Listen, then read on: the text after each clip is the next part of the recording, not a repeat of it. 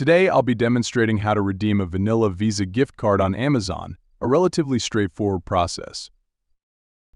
To begin, open a new tab in your web browser and search for Amazon Wallet. Navigate to the Amazon Wallet website, where you'll find all your previously added payment methods. Within Amazon Pay, locate the option to add a new payment method.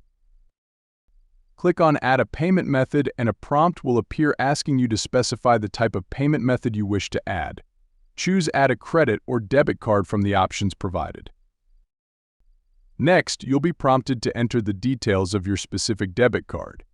In this case, input the details of your vanilla Visa gift card. Fill out the required fields with the information provided on your gift card.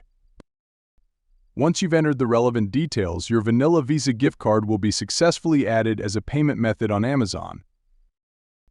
And there you have it. By following these steps, you can easily redeem your vanilla Visa gift card on Amazon for future purchases. I hope you found this tutorial helpful.